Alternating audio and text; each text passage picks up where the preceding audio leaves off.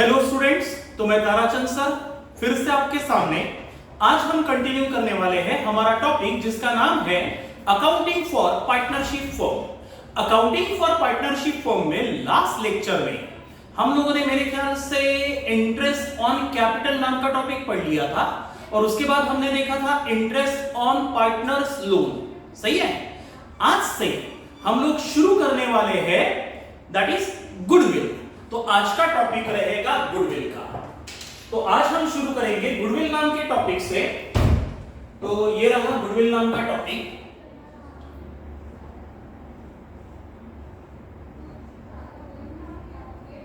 ये रहा गुडविल नाम का टॉपिक। तो आज हम शुरू करने वाले हैं गुडविल से। अच्छा, गुडविल का लिटरल सेंस में अगर कोई मीनिंग मुझसे पूछे तो मैं कहूंगा गुडविल का मतलब होता है is a reputation of the firm. किसी भी फर्म का या किसी भी बिजनेस का reputation, that is called as goodwill. अच्छा, हम गुडविल का कैलकुलेशन आज पढ़ने वाले हैं and that is called as calculation of goodwill in terms of money. Gandesh commerce classes को नोट डाउट यार, गंदेश कॉमर्स क्लासेस को गुडविल है, लेकिन सर कितनों की गुडविल है, कितने रुपयों की गुडविल है? तो ये गुडविल कैलकुलेट होती है इन टर्म्स ऑफ मनी। सर वो कैलकुलेट कैसे करते हैं? तो उसे कैलकुलेट करने के लिए बहुत सारे मेथड्स है और उन मेथड्स को आज हम पढ़ने वाले हैं। लेकिन अगर कोई भी एक छोटा मोटा बिजनेस है या मैं भी अगर रहूं गंदेश कॉमर्स क्लासेस नाम के बिजनेस को कल जाके अगर मैं सेल करूं तो मैं क्या करूंगा? नो डाउट मैंने गुडविल की वैल्यू कैलकुलेट करनी चाहिए, लेकिन मैं नॉर्मली क्या करता, गुडविल की वैल्यू कैलकुलेट नहीं करूंगा। या आम आदमी ऐसा नहीं करता। वो क्या करता है, जैसे मैंने क्या किया, गंदेश कॉमर्स क्लासेस में लगी हुई मेरी टोटल असेट्स कितनी है? गंदेश कॉमर्स क्लासेस में लगी हुई मेरी टोटल असेट है 10 लाख रुपयों की। सर गंदेश कॉमर्स क्लासेस की आपकी लायबिलिटी कितनी है? टोटल लायबिलिटीज आज के तारीख में 0 लाख की। सर 10 लाख का ही है क्या? बिल्कुल, बहुत हो गया यार। ये AC, then PC, then furniture, सब कुछ मिला के गंदेश कॉमर्स क्लासेस की टोटल असेट्स बहुत हो गया, 10 लाख की है। यानी मैं कहूं क्या, मेरे बिजनेस की नेट वर्थ बोलो या नेट असेट बोलो 10 लाख रुपए की है। नेटवर्थ यानी मैं कहूंगा मेरा गंदेश कॉमर्स क्लासेस 10 लाख रुपए वाला है और ये 10 लाख रुपए वाला बिजनेस क्या मैं पवन को अगर सोल्ड करूं तो 10 लाख में ही बेचूं क्या रे? ऐसा पॉसिबल है क्या? ये ऐसा बिजनेस है जिसकी कैपेसिटी इतनी है कि ये मुझे सालाना 25 से 30 लाख का प्रॉफिट कमा के देता है। तो ऐसा गंदेश कॉमर्स क्लासेस क्या मैं पवन तुझे 10 लाख में ही बेचूं? हाँ, लेकिन मेरी दुकानदारी है कितने वाली? 10 लाख रुपए वाली। असेट कितने की लगी है? 10 लाख की। मेरा कैपिटल कितना है? 10 लाख का। तो 10 लाख वाला बिजनेस मैं 10 लाख में नहीं, कम से कम इसका परचेस कंसिडरेशन जो मैंने रखा, परचेस कंसिडरेशन टर्म हम पढ़ चुके, याद करो किसमें पढ़ा था अपन ने? परचेस कंसिडरेशन नाम का टर्म हमने पढ़ा था मेरे ख्याल से issue of debenture otherwise than for cash में, issue of share otherwise than for cash में पढ़ा था। तो 10 लाख रुपए वाला बिजनेस सोल्ड करते समय आज मैं अपना परचेस कंसिडरेशन कम से कम रखूंगा और मैंने रखा, सपोज तुझे पवन परचेस कंसिडरेशन 60 लाख में गंदेश कॉमर्स क्लासेस तेरे को सेल कर दिया। भगवान ना करे कभी ऐसा हो, लेकिन तुझे 60 लाख में बेच दिया। सर बिजनेस कितने वाला था? 10 लाख वाला। बेचा कितने में? 60 लाख में। तो सर आप ऊपर के 50 लाख काय के मांग रहे हैं? तो ऊपर के 50 लाख मैं मांग रहा हूं गुडविल के। काय के मांग रहा? गुडविल के मांग रहा। सर 50 लाख रुपए गुडविल के? अरे बिल्कुल यार, क्योंकि अब तक के प्रॉफिट कमाता था मैं, बिजनेस सोल्ड करने के बाद 25 लाख का प्रॉफिट कमाएगा पवन। पवन कमाएगा ना। बिजनेस सेल करने के बाद क्या पवन मुझे प्रॉफिट लाके देने वाला है क्या? नहीं। आज के बाद बिजनेस भी तेरा, प्रॉफिट भी तेरा। तो मेरे लिए तो लॉस ऑफ प्रॉफिट है ना भाई, मेरे लिए सीधा सीधा लॉस ऑफ प्रॉफिट है। और सर पवन के लिए अरे गेन ऑफ प्रॉफिट है यार। मेरे लिए लॉस ऑफ प्रॉफिट है 25 लाख पर एनम का, और पवन के लिए गेन ऑफ प्रॉफिट है 25 लाख पर एनम का। तो Pawan, you should compensate me because I am a losing partner, losing owner. I am a losing owner. Losing owner क्यों? क्योंकि मेरे लिए प्रॉफिट का लॉस है। सैक्रिफाइसिंग ओनर हूं मैंने सैक्रिफाइस किया अपने प्रॉफिट का तेरे लिए। पहले मैं खाता था 25 लाख, अभी प्रॉफिट खाऊंगा 0 का। पवन पहले कितना खाता था? 0 प्रॉफिट, अब कितना खाएगा? 25 लाख का प्रॉफिट। तो पवन तो गेनिंग ओनर बन गया ना, मैं सैक्रिफाइसिंग ओनर और पवन इज अ गेनिंग ओनर। बोले तो मैं दुखी आत्मा, बोले तो पवन सुखी आत्मा। सो द सुखी आत्मा शुड कॉम्पेंसेट मी ना। नहीं समझा? तो सर सुखी आत्मा आपको कॉम्पेंसेट करा के देगी, आपका दुख हल्का करा के देगी। दुख हल्का कैसे करा के देगी? तो दुख हल्का कराने का दुनिया में एक ही मार्ग है, भलता मत समझना। तो दुनिया में दुख हल्का करने का एक ही मार्ग है, दैट इज कॉल्ड एज पैसा। तो पवन, मेरे लिए जो लॉस ऑफ प्रॉफिट है, मैंने जो प्रॉफिट का 25 लाख प्रॉफिट का तेरे लिए सैक्रिफाइस किया, you should compensate me by paying 2 times of my profit. कितना पे कर मुझे कॉम्पेंसेशन के तौर पे? 25 लाख के प्रॉफिट का 2 टाइम्स, यानी मुझे 50 लाख रुपए गुडविल के तौर पे दे। तो इसलिए गुडविल की डेफिनेशन, नो डाउट, एक लेमैन की भाषा में देखा जाए तो गुडविल का मतलब होता है is a reputation of the firm, लेकिन उसका ओरिजिनल मतलब ये भी होता है कि goodwill is a compensation from सुखी आत्मा टू दुखी आत्मा।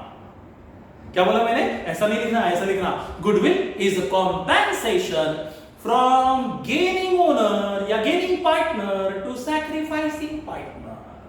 आई एम अ सैक्रिफाइसिंग ओनर। नहीं यार, मैं अपने 25 लाख का प्रॉफिट सैक्रिफाइस कर रहा। किसके लिए? पवन के लिए। तो Pawan is a gaining owner, so the gaining owner should compensate to sacrificing owner. समझ में आई बात? तो कॉम्पेंसेशन के रूप में पवन ने मुझे 10 लाख के अलावा 50 लाख रुपए की कैश एक्स्ट्रा दी, that is called as goodwill. तो सर ये 50 लाख आपने अंदाजे मांगे क्या? यस, मैंने अंदाजे मांगे। लेकिन नॉर्मली लोग क्या करते हैं? उस गुडविल के अमाउंट का कैलकुलेशन करते हैं, और गुडविल की अमाउंट डिपेंड होती है आपके प्रॉफिट अर्निंग कैपेसिटी पे। यार इन टर्म्स ऑफ मनी गुडविल की वैल्यू कितनी होगी, ये डिपेंड करेगा एक ही फैक्टर पे, और उस फैक्टर का नाम है is a profit. Gandesh commerce classes का प्रॉफिट 25 लाख पर एनम है, इसलिए तो वो उसे मुझे 2 टाइम्स कॉम्पेंसेशन दे रहा है ना। तो पवन क्या समझेगा? यार 2 साल मैंने प्रॉफिट ही नहीं कमाया, लेकिन तीसरे साल से तो वो तेरा प्रॉफिट होगा ना। बात समझ में आई? अच्छा, सपोज गंदेश कॉमर्स क्लासेस की जगह दूसरी कोई क्लास होती, जैसे कि दूसरी क्लास का एग्जांपल ले लेते, Pappu commerce classes. Sir Pappu की कॉमर्स क्लासेस की टोटल असेट कितनी? 10 लाख। सेम उसने भी मेरे साथ ही बिजनेस चालू किया था, कोचिंग क्लासेस। सर पप्पू की टोटल लायबिलिटी कितनी? 0। सर पप्पू की नेट वर्थ बोले तो नेट असेट कितनी? 10 लाख। तो पप्पू का अगर बिजनेस पवन तू अभी खरीदने जाएगा तो तू तो यही पूछेगा ना, भाई तेरे धंधे का प्रॉफिट कैसा है, पहले मेरे को बता। और पप्पू भी 10 लाख वाला धंधा 10 में नहीं बेचेगा। सर पप्पू का कोचिंग क्लासेस लॉस में है, तो फिर तो 10 लाख वाला 10 में बेचेगा, या आया वक्त तो उससे कम भी बेच सकता, कुछ भी हो सकता है। हाँ, लेकिन अगर पप्पू का भी बिजनेस प्रॉफिट में है तो पप्पू ने अपने बिजनेस की परचेस कंसीडरेशन, सेलिंग प्राइस पवन के लिए रखी, कितनी बताएं? 30 लाख रुपए। सर 10 लाख वाला पवन धंधा 30 में क्यों खरीदेगा? क्योंकि पप्पू का जो प्रॉफिट है वो सालाना, यानी 20 लाख रुपए एक्स्ट्रा दिए ना पप्पू को पवन आपने, तो this 20 lakhs is called as goodwill. Sir आपने और पप्पू ने दोनों ने कॉमर्स क्लासेस शुरू की। सर कब? 10 साल पहले। सर पैसा डाला कितना, सही, लेकिन मेरी कॉमर्स क्लासेस ज्यादा प्रमोट हुई, मेरे पास 500 बच्चे आने लगे, पप्पू के पास 300 ही बच्चे आने लगे, मेरे पास 500 बच्चों के पीछे मैंने 25 लाख का प्रॉफिट कमाया, पप्पू ने सिर्फ 10 लाख का प्रॉफिट कमाया। तो पप्पू का कहना है पवन मेरा बिजनेस ले और बदले में उसका 2 टाइम्स कॉम्पेंसेशन एक्स्ट्रा मेरे को दे। बोले तो 20 लाख रुपए दे, यानी purchase consideration will be 30 lakh. समझ गया? अरे हमने क्या किया, 2 टाइम्स मल्टीप्लाई मार के गुडविल की वैल्यू निकाली। लेकिन नॉर्मली क्या करते हैं लोग, इतना करते नहीं। मैं भी अगर गणेश कॉमर्स क्लासेस पवन को बेचूं तो मैं सीधा अपने मन से क्या बोलूंगा, ए पवन 60 लाख रुपए निकाल, 60 नहीं चल 70 लाख निकाल, जयराम जी 70 लाख रुपए मेरे को चाहिए। इसका मतलब मैंने गुडविल का कितना चार्ज किया, 60 लाख। सर आपने वैल्यू गुडविल की कैलकुलेट की थी क्या, नहीं, ठोकना नहीं, पट्टा है तो ले। हाँ, लेकिन लेने से पहले तू मेरे फाइनेंशियल स्टेटमेंट्स पक्का देखेगा पवन और बोलेगा सर दिखाओ पहले कितना प्रॉफिट चल रहा है गंदेश का, उसके बाद परचेस करेगा। सही है? हाँ, तो कहने का मतलब the amount of goodwill will be depend on only one factor, that is profit.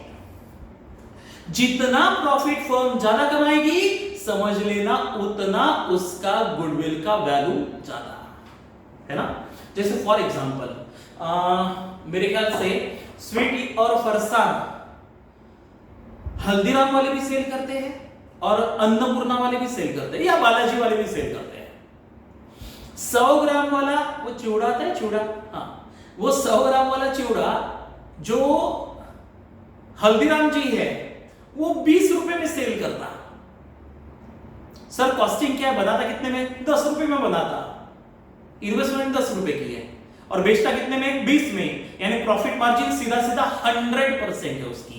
Balaji वाला वही पैकेट 15 रुपए में बेचता, उसको भी 10 रुपए लगता, लेकिन प्रॉफिट मार्जिन 5 रुपए ही है। सर ऐसा क्यों? ऐसा इसलिए तो क्या है, अगर आज के तारीख में बालाजी वाला अगर अपना बिजनेस सोल्ड करे और हल्दीराम वाला भी सोल्ड करे तो दोनों के गुडविल में थोड़ा तो डिफरेंस होगा। हल्दीराम जी प्रॉफिट मार्जिन ज्यादा कमा रहे ना, उसका रेपुटेशन ज्यादा है ना, तो प्रॉफिट और रेपो ये कहीं ना कहीं, प्रॉफिट और रेपो रेपुटेशन ये कहीं ना कहीं एक दूसरे से अटैच है, ध्यान में रखना।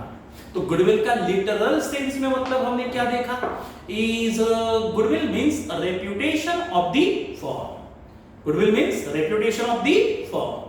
और टेक्निकल डेफिनेशन देखी जाए तो goodwill is a compensation from Pawan सुखी आत्मा टू दुखी आत्मा, बोले तो ताराचंद सर। और ये कॉम्पेंसेशन पवन मुझे क्यों देगा, because I am a sacrificing owner, मैं उसके लिए अपना प्रॉफिट सैक्रिफाई कर रहा और पवन को प्रॉफिट गेन होने वाला है। पहले खाता था 0 लड्डू, अब खाने वाला है 25 लाख। सही है? हाँ, तो चलो इसी के साथ अब हम गुडविल कैलकुलेशन के डिफरेंट मेथड्स पढ़ने वाले हैं। ठीक है? ऐसे कई सारे मेथड्स हैं जो मैं एक लिस्ट ही आपको बना के देता, तो जिनमें से पहले लिख देता ना, different methods of calculation of goodwill, goodwill calculation के डिफरेंट मेथड्स। सही है? अच्छा, गुडविल कैलकुलेशन के डिफरेंट मेथड्स में method number 1, calculation of goodwill by average profit method, ये पहली method, calculation of goodwill by average profit method. अच्छा, दूसरी मेथड का नाम है calculation of goodwill by super profit method. दूसरी मेथड कौन सी, calculation of goodwill by super profit method. तीसरी, calculation of goodwill by weighted average profit method, calculation of goodwill by weighted average profit method. ठीक है? Weighted average profit method. Number 4 is calculation of goodwill by capitalisation, calculation of value of goodwill by capitalization of average profit method, ठीक है, average profit method. उसके बाद number 5, जिस method का नाम है इज कैपिटलाइजेशन,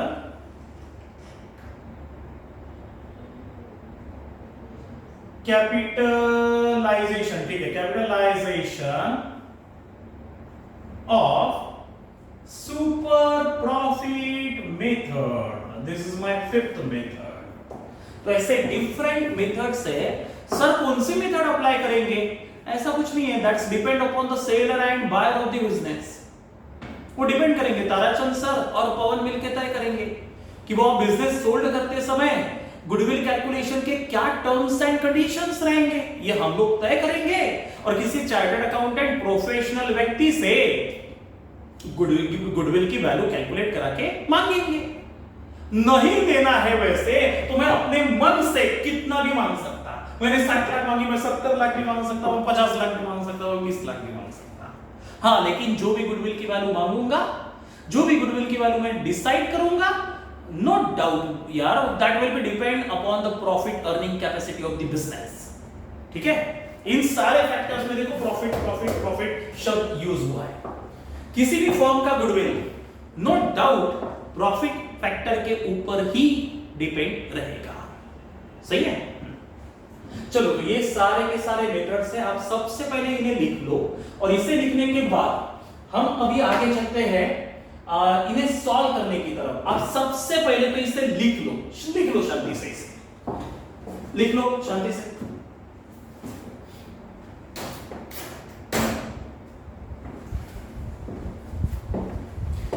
इसे लिखने के बाद हो गया लिखना?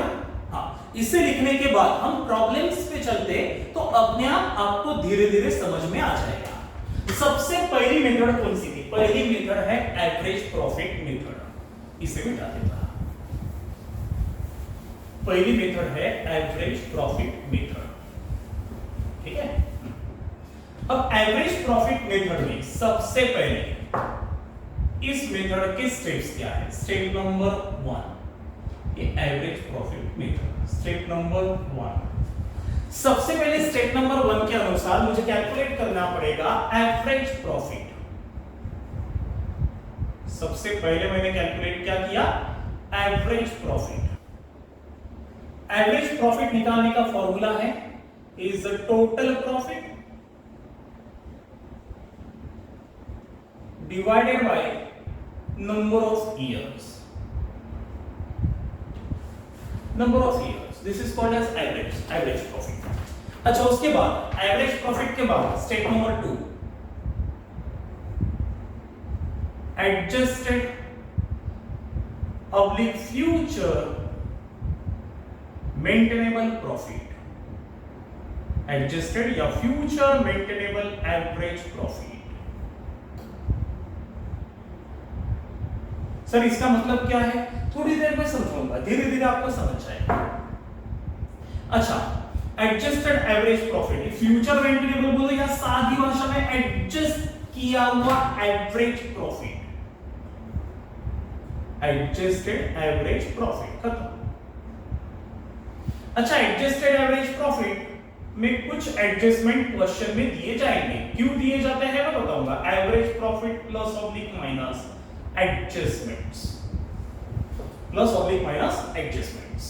अच्छा, उसके बाद number 3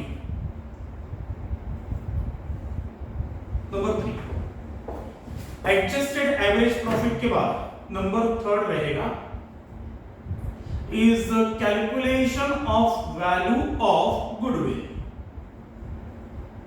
value of goodwill, value of goodwill निकालते समय एडजस्टेड एवरेज प्रॉफिट, एडजस्टेड लिखो या मत लिखो, अजम्पशन रहेगा कि जो आप लिख रहे हैं वो एडजस्ट किया हुआ ही एवरेज प्रॉफिट है, into number of years of purchase, number of year of purchase. ठीक है, चलो ये रहे 3 स्टेप्स इस मेथड के। सर आपने गैप क्यों दी? इस गैप में मैं कुछ नहीं करने वाला, क्वेश्चन फिट करने वाला हूं, अपने आप सॉल्व हो जाएगा। चलो शुरू करते हैं। गुडविल के क्वेश्चंस आपको दिए गए हैं बुकलेट में। आ जाइए पेज नंबर 2 पे। पेज नंबर 2 का क्वेश्चन नंबर 23 में आ जाइए। क्वेश्चन नंबर 23 सही है। देखो क्या लिखा है। Calculate the value of goodwill as on 1st January 2017 on the basis of 3 years purchase of average profit of last 5 years। 3 years purchase underline करिए अगर किसी ने प्रिंट आउट निकाला है। नोटिस करिए लिखा है 3 years purchase। ये देखो number of years of purchase ये यहां आया हुआ है, यानी मल्टीप्लाई बाय 3 होगा। 3 years purchase of average profit, और एवरेज प्रॉफिट बिजनेस को सोल्ड करते समय या गुडविल की वैल्यू निकालते समय कितने साल के प्रॉफिट को कंसीडर करना है गुडविल की वैल्यू निकालने के लिए। पिछले 5 सालों का प्रॉफिट, तो लिखा है ऑफ लास्ट 5 इयर्स प्रॉफिट। ठीक है, तो निकाले थे लास्ट 5 साल का प्रॉफिट दिया है कि नहीं दिया है ना, दिया है। देखो कितना 2011 का 30,000 लिख लेता ना। एवरेज प्रॉफिट निकालने का फॉर्मूला ये एवरेज प्रॉफिट निकालने का फॉर्मूला क्या है, टोटल प्रॉफिट लिख देता। टोटल प्रॉफिट कितना कितना है, 2011 का 30,000, 12 का 40, अच्छा लॉस है, 13 का 92 3 हो गए, 14 का 55 4 हो गए, 15 का 70 5 हो गए, 16 का 90 6 हो गया। तो मुझे एवरेज 6 सालों के प्रॉफिट का लेना है कि 5 सालों के प्रॉफिट का लेना है? 5 सालों के, तो मैं पिछले 5 लूंगा, यानी लेटेस्ट 5 साल के प्रॉफिट बिजनेस के देखूंगा, बहुत पुराने कंसीडर नहीं करूंगा गुडविल की वैल्यू निकालने के लिए। तो देखो पूरा लेटेस्ट 2016 का है, तो 16 से लिखना शुरू करते हैं। 2016 का प्रॉफिट 90,000, 2015 का प्रॉफिट 70,000,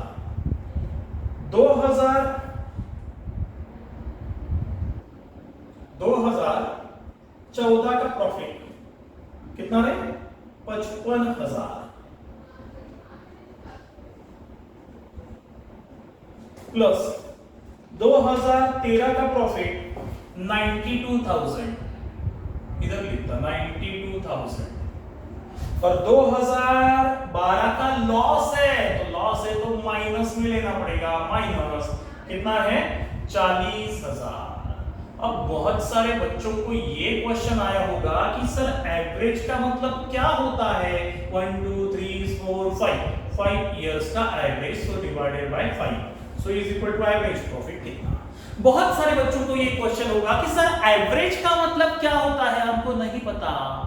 तो मैं बता दूं, आप में से बहुत सारे बच्चों को एवरेज प्रॉफिट का मतलब या एवरेज टर्म, जिसे हम स्टैटिस्टिक्स के लैंग्वेज में मीन कहते हैं, मीन। अगर आपने 11th पढ़ा हुआ है, 11th पास आउट करके अपन आए हैं, तो आप में से बहुत सारे लोगों को मीन पता होगा। मीन का मतलब ही होता है एवरेज। अगर चाहे आपको नहीं भी पता तो मैं बता देता हूं, सुन लीजिए। जैसे फॉर एग्जांपल, मुझे इतने अच्छे से स्टैटिस्टिक्स आता तो नहीं, लेकिन मैं बता देता। फॉर एग्जांपल,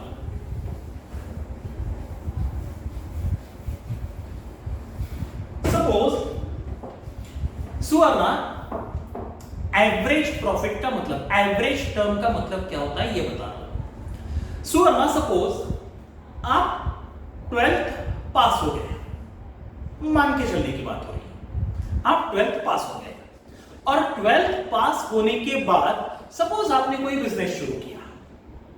अच्छा, बिजनेस शुरू किया और बिजनेस 2-3 साल होने के बाद, बिजनेस रन करने के बाद 3 साल 4 साल बाद आप मुझे कहीं पे तो भी मिले। अब ताराचंद सर कहीं पे भी जाते, किसी मॉल में जाए, किसी थिएटर में जाए, अच्छा इवन पूना में भी जाए, बॉम्बे में भी जाए, तो भी स्टूडेंट्स दिखते। 15 सालों से पढ़ा कि इतने बच्चे पढ़ चुके हैं कि कहीं ना कहीं पवन वो मुझे दिखते ही रहते। अच्छा, तो मुझे सुवर्णा भी मिली। अब कोई भी बच्चा मिलता है तो जब मैं पूछ ही लेता, एक कॉमन क्वेश्चन है मेरे लिए कि भाई आजकल क्या कर रहा है, सही है, आजकल क्या कर रहा है यार, मैं भी जानना चाहता हूं ना, मेरे से पढ़ा हुआ बच्चा जाके कहीं आतंकवादी तो नहीं बन गया। हाँ, तो मुझे ये जानने की बड़ी क्यूरियोसिटी है। तो मैंने भी पूछा, ए सुवर्णा क्या कर रही है आजकल? तो बोले सर मैं बिजनेस कर रही हूं। अच्छा बिजनेस कर रही है, बच्चे का आंसर सुन के ना और एक क्वेश्चन माइंड में आता है, ओ काय का बिजनेस? ठीक है, काय का बिजनेस कर रही है? तो उसने बताया सर मैं केमिकल बिजनेस कर रही हूं। ठीक है, केमिकल बिजनेस कर रही है। अब ये बताने के बाद और एक क्वेश्चन माइंड में आता है, पता है कौन सा? कितना निकाल लेती है, कितना कमा लेती है? तो सुवर्णा ने बोला सर मैंने पहले साल बिजनेस में प्रॉफिट कमाया 10 रुपए का, हंसना मत, 10 रुपए का, दूसरे साल प्रॉफिट कमाया 12 रुपए का, तीसरे साल प्रॉफिट कमाया 14 रुपए का, ऐसे 1 by 1 सुवर्णा मुझे बताने लग गई।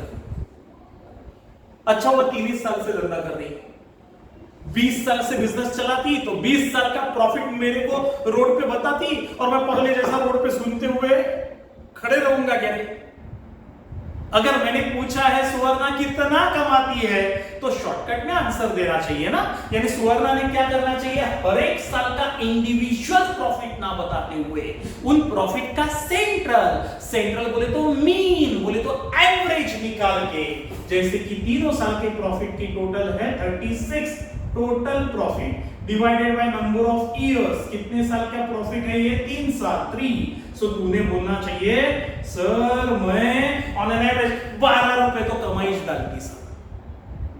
यानी हर एक साल का प्रॉफिट बताने की आवश्यकता नहीं है, सीधा सीधा सुवर्णा मुझसे कहे कि सर मैं 12 रुपए तो कमाई डालती। तो ये हुआ आपके प्रॉफिट का या सब्जेक्ट मैटर का एवरेज, बोले तो मीन, है ना। तो इसी ट्रैक पे जय ये वाला भी एवरेज है। तो 5 सालों का एवरेज ध्यान में रखना, लेटेस्ट प्रॉफिट कंसीडर होगा। तो पिछले 5 साल, इसलिए मैंने 6 साल का दिया था तो 2011 को छोड़ दिया। हाँ, तो 5 सालों के प्रॉफिट का एवरेज करो, मेरा टोटल इनकम कितना आ रहा है देखो। मैं टोटल इनकम का, मेरे पास कैलसी है, फास्ट हो जाएगा मेरा काम, नहीं तो लेक्चर लेते होगा। 70,000 प्लस 55,000 प्लस 92,000 प्लस नहीं माइनस 40,000 का लॉस है, लॉस की वजह से प्रॉफिट का वॉल्यूम घट गया 267। कहानी को भी चलो नीचे लिख देता, इसे मिटा देता। 267, तो टोटल आ रही है 2,67,000 divided by 5 years. So on an average आपका एवरेज प्रॉफिट आ रहा है डिवाइडेड बाय 5, 53,400। समझ गया? यानी पवन मेरा business on an average 53,400 per annum सालाना कमाता है। अब इतना प्रॉफिट कमा के देने वाला बिजनेस मैं पवन तेरे को बेचने वाला हूं, तो बिजनेस का जितना नेट असेट है वैल्यू उतना तो मुझे दे ही, लेकिन उसके अलावा गुडविल का भी पैसे देना। लेकिन गुडविल की अमाउंट निकालनी कैसे? क्या बोला है क्वेश्चन में देखो, 5 इयर्स का एवरेज प्रॉफिट देखो लिखा है, on the basis of calculate the value of goodwill on the basis of 3 years purchase of average profit of last 5 years, 3 years purchase. तो ठीक है। अच्छा स्टेप नंबर 1 ये थी, स्टेप नंबर 2 क्या है? स्टेप नंबर 2 है adjusted average profit. Sir adjusted average profit का मतलब क्या, ये बताओ। एडजस्टेड एवरेज प्रॉफिट का मतलब है कि कोई भी एडजस्टमेंट आपको क्वेश्चन में दी जा सकती है। जैसे वो क्वेश्चन में कह सकता है कि यार आपका जो प्रॉफिट सालाना 53 दिख रहा है उसमें नॉन ट्रेडिंग इनकम की मिलावट है। सर नॉन ट्रेडिंग इनकम बोले तो जैसे गंदेश कॉमर्स क्लासेस की ट्रेडिंग इनकम बोले तो एडमिशन फीस। हाँ, लेकिन गंदेश कॉमर्स क्लासेस ने बैंक में एफडी किया, वहां से हर साल गंदेश को 10,000 रुपए आते हैं हर साल। तो मैं कहूंगा इस प्रॉफिट में 10,000 का इंटरेस्ट ऑन इन्वेस्टमेंट इंक्लूड है ना। और इंटरेस्ट कमाने के लिए मैंने ये शटर खोल के रखा है क्या? नहीं ना। और मेरे से अगर तू पवन बिजनेस परचेस करेगा तो मुझे बता, तुझे भी इंटरेस्ट कमाने के लिए खरीद रहा है? गंदेश कॉमर्स क्लासेस को पवन इंटरेस्ट कमाने के लिए खरीद रहा है कि बच्चों से एडमिशन फीस कमाने के लिए खरीद रहा है? एडमिशन फीस, सर्विसेज सेल करने के लिए, ना कि इंटरेस्ट कमाने के लिए। तो interest is my non trading income that's why 53,400 minus 10,000 जो इंटरेस्ट नाम की इनकम की इसमें मिलावट है मैंने कर दिया माइनस। तो हर साल का ट्रेडिंग प्रॉफिट कितना था? 43,400। समझ गया? अच्छा, कभी बोल सकते हैं कि बाबा मेरी मेडिसिन शॉप थी, मैं पवन को बेच रहा, लेकिन मेरी मेडिसिन शॉप जो थी वो रेंटल थी। पवन की मेडिसिन शॉप खुद की है, मैंने लैंडलॉर्ड को, पवन इज माय लैंडलॉर्ड, मैंने लैंडलॉर्ड को ही बेच डाला। तो आज के बाद पवन तुझे रेंट नहीं देना पड़ेगा ना। अब तक के मैं रेंट देता था ना, कितने का रेंट देते थे सर आप? मैं रेंट देता था 20,000 का, जिसकी वजह से प्रॉफिट का वॉल्यूम कम दिखता था। तो आज के बाद पवन जब तू बिजनेस खरीदेगा तो फ्यूचर में तुझे प्रॉफिट 20,000 से ज्यादा मिलेगा ना। तो दैट इज फ्यूचर मेंटेनेबल या एडजस्टेड प्रॉफिट, तेरे लिए फ्यूचर में ज्यादा रहेगा। नहीं समझा? जैसे अब तक के मैं बिजनेस को चलाता था, मेरी मेडिसिन शॉप थी और मैं खुद ही केमिस्ट था। केमिस्ट हाँ, अरे मेडिसिन बेच रहा तो केमिस्ट चाहिए ना मैं। हाँ, तो मैं खुद ही केमिस्ट था, मुझे दूसरे केमिस्ट को रखने की आवश्यकता नहीं पड़ी। लेकिन पवन को मैंने बिजनेस बेचा, पवन पढ़ा लिखा नहीं है, उसको केमिस्ट नाम के शब्द की स्पेलिंग भी नहीं पता, तो उसे केमिस्ट अपॉइंट करना पड़ेगा। उसे सालाना 5,000 का पगार देना पड़ेगा। तो फ्यूचर में वो तो गंदेस को खरीदने के बाद या मेडिसिन शॉप खरीदने के बाद प्रॉफिट कम कमाएगा ना। तो ऐसे एडजस्टमेंट क्वेश्चन में दिए जाएंगे, ध्यान में रखना। तो ऐसे कुछ भी दिए जा सकते हैं, आपको उसको लेके एडजस्टमेंट करनी पड़ेगी और देखना पड़ेगा कि बिजनेस का ट्रेडिंग वाला फ्यूचर मेंटेनेबल प्रॉफिट उतना ही रहेगा कि चेंज होगा। इसलिए मैंने लिखा था कि इसमें प्लस ऑब्लिक माइनस कुछ भी हो सकता। देखो जो स्टेप्स लिखे थे, तो फिलहाल कोई एडजस्टमेंट है क्या देख लो। मैंने जो स्टेप लिखी थी वो ऐसी थी, एवरेज प्रॉफिट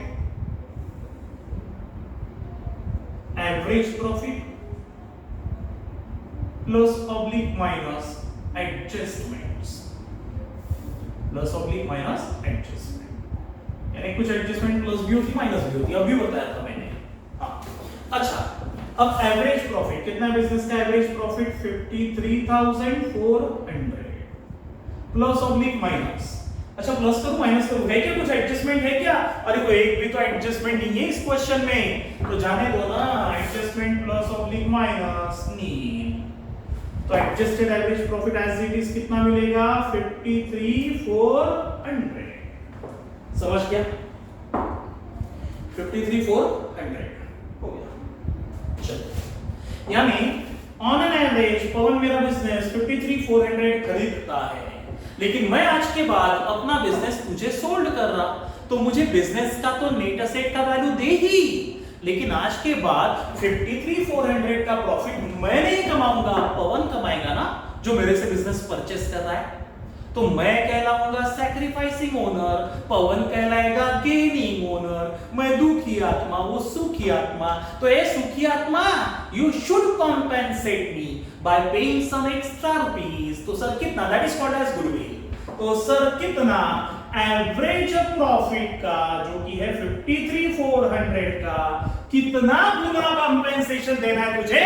तो क्वेश्चन में लिखा है number of year of purchase, 3 times compensation निकाल भाई तू, फिर मेरी दुकानदारी ले।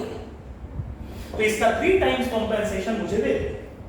53,400 into 3 यानी 1,60,200 रुपए is the value of goodwill. ये रहा मेरा आंसर। समझ गया लॉजिकली? तो मैंने क्या समझाया? What do you mean by goodwill? Literal sense में बोला जाए तो गुडविल का मतलब होता है इज द वैल्यू या reputation of the firm. And what do you mean by calculation of goodwill? That means the calculation of goodwill in terms of money. अच्छा, और स्मार्ट एंगल से देखा जाए, एक लॉजिकल मीनिंग से देखा जाए तो गुडविल का मतलब क्या होता है? Goodwill is a compensation from gaining partner owner to sacrificing owner. समझ गया? यही definition admission, retirement, death of partner में भी याद रखनी है, ध्यान में रखना। उसी के लिए हम आज गुडविल कैलकुलेशन पढ़ रहे हैं, उन्हीं टॉपिक्स के लिए। ठीक है, चलो आगे। तो ये निकल गई value of goodwill. Calculation error से क्या आप चेक कर लोगे? चलो आगे, क्वेश्चन नंबर 23 हो गया। अब चलते हैं क्वेश्चन नंबर 24 पे। पहले आप इसे लिखना है तो लिख लो जल्दी से, फिर हम आगे बढ़ेंगे। लिख लो,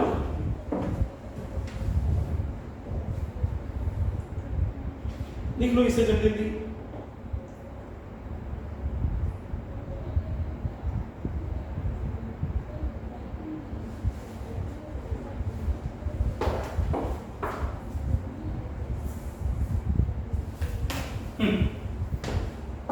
अगर आपका लिखना हो चुका है तो हम अगले क्वेश्चन की तरफ बढ़ते हैं,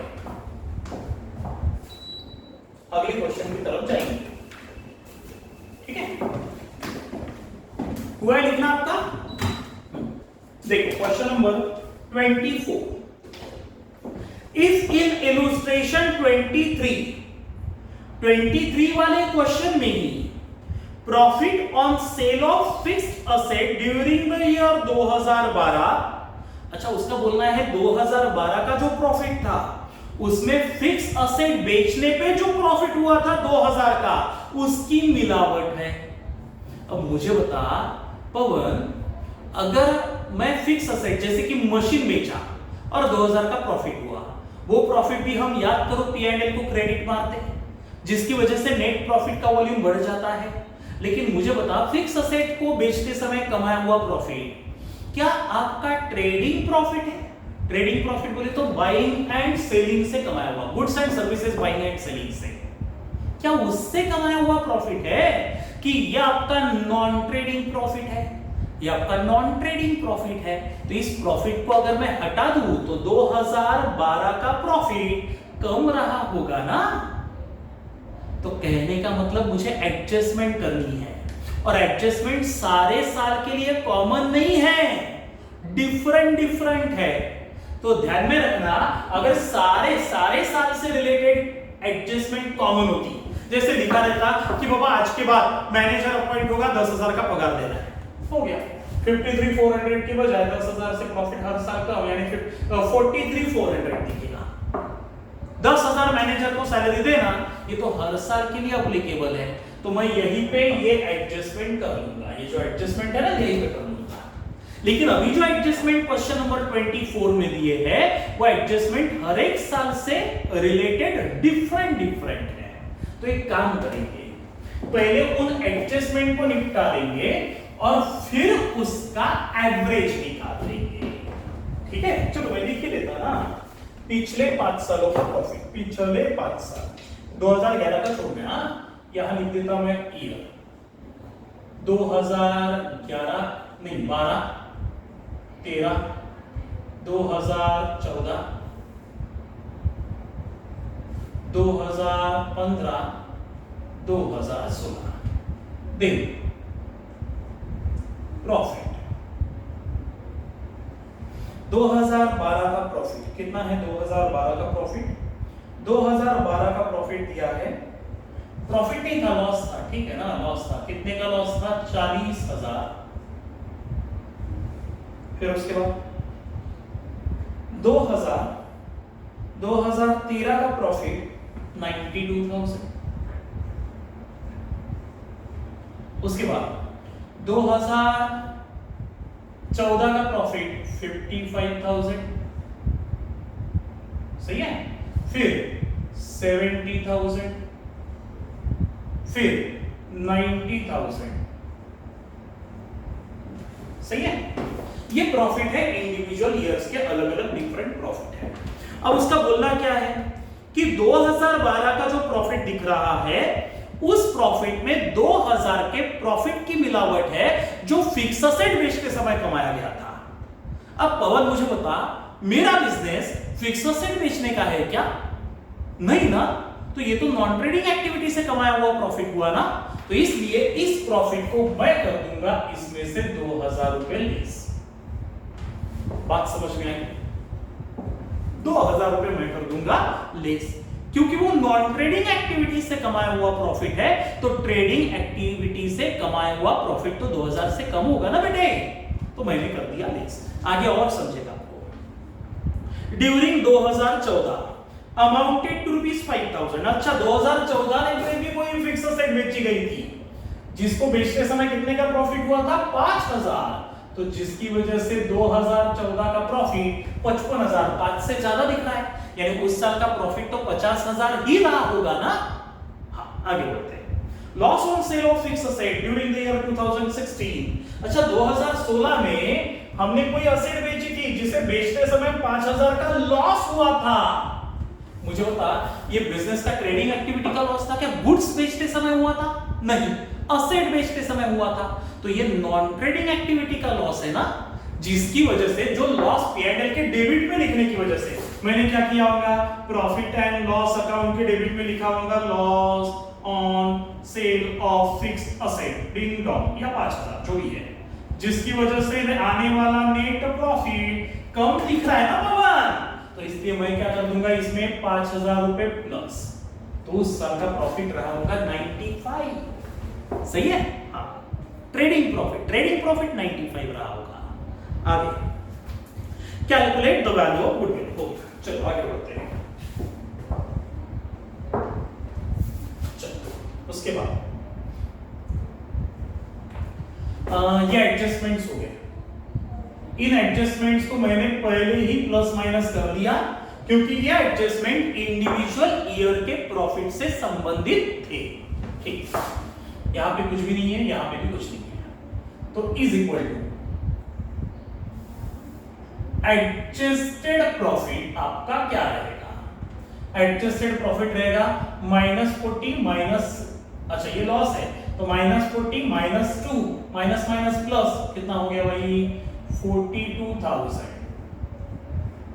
अच्छा उसके बाद ये 92,000 का प्रॉफिट एज इट इज, इसमें कोई एडजस्टमेंट नहीं है।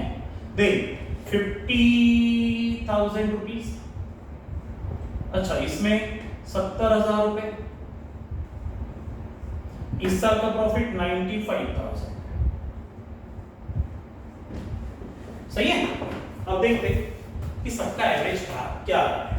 चलिए यहां लिखेंगे ना एवरेज प्रॉफिट, वही एडजस्ट कर चुके हैं, ऑलरेडी एडजस्टमेंट्स पहले ही कर चुके हैं। फॉर्मूला क्या है अपना, total profit divided by number of years. अच्छा टोटल प्रॉफिट कितना, सबकी टोटल कर लेते हैं, 42,000 प्लस 92,000 प्लस 50,000 प्लस 70,000 प्लस 95,000, 3,49,000, 3,49,000, ये 349 कहां से लाया, इन सबकी टोटल है 349 डिवाइडेड बाय 5 इयर्स, तो एवरेज प्रॉफिट कितना आ रहा है देखो, डिवाइडेड बाय 5। आपने कैलसी इस्तेमाल नहीं करना है, कैलसी सिर्फ मैं यूज करूंगा, 69,800 ये आ गया आपका एवरेज प्रॉफिट। सही है? चलो एवरेज प्रॉफिट निकल गया। अब वैल्यू ऑफ गुडविल, सीधा सीधा डायरेक्टली चलते हैं वैल्यू ऑफ गुडविल पे, इज इक्वल क्या है फॉर्मूला, एडजस्टेड एवरेज प्रॉफिट या एवरेज प्रॉफिट, बात एक ही है, ध्यान में रखो, into number of years of purchase, average profit 69,800 into 3 times compensation दे और तो मेरे को इसका 3 टाइम्स दे एडजस्ट किए हुए प्रॉफिट का, तो इनटू 3 कितना आ रहा है देखो, इनटू 3, बाकी सारा सेम है। हां वो क्वेश्चन नंबर 23 जब नहीं, this is answer of question number 23 and this is my question number 24। कितना है, 2,09,400। सही, समझ गया? चलो आगे बढ़ेंगे। क्वेश्चन नंबर 25 क्या लिखा है देखो, the following were the profit of a firm for last 3 years. अच्छा 3 साल के प्रॉफिट आपको दिया हुआ है। अच्छा एडजस्टमेंट भी है कुछ, देख लो 2011 का जो प्रॉफिट है इंक्लूडिंग एबनॉर्मल गेन बोले तो प्रॉफिट, उसमें एबनॉर्मल प्रॉफिट की मिलावट है 1.5 लाख की, तो 5 लाख में से माइनस कर दो, तो नॉर्मल प्रॉफिट कितना है बिजनेस का? 3.5 लाख। कर दो माइनस जल्दी। 2012 का प्रॉफिट है 4 लाख, जिसमें, और वो 4 लाख कैसे आया? After charging abnormal loss. After charging बोले तो आफ्टर डिडक्टिंग 2 लाख का एबनॉर्मल लॉस जो बिजनेस की नॉर्मल एक्टिविटी से बिलोंग नहीं करता है, जैसे बिल्डिंग अर्थक्वेक से गिर गई, गुड्स लॉस बाय अर्थक्वेक वगैरह या फायर, जो भी है, जो बिजनेस एक्टिविटी का नुकसान नहीं है, that is abnormal loss which is not normal loss to business activity.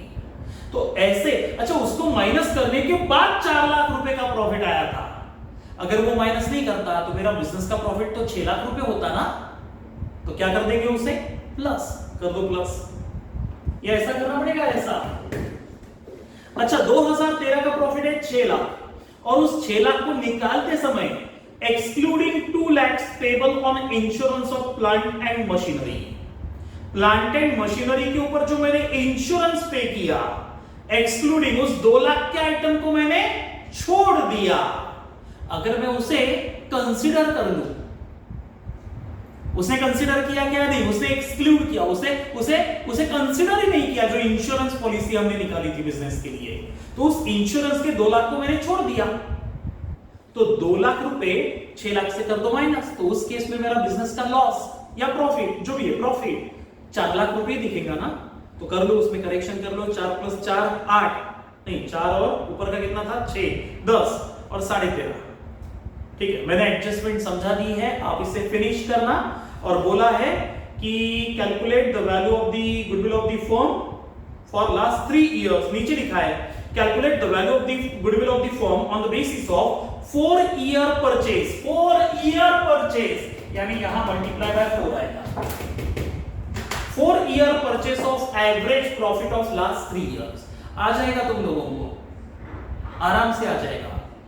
ठीक है, पहले ऐसे एडजस्टमेंट करिए, फिर एवरेज प्रॉफिट निकालिए, फिर मल्टीप्लाई बाय 4 मार के गुडविल की वैल्यू निकालिए।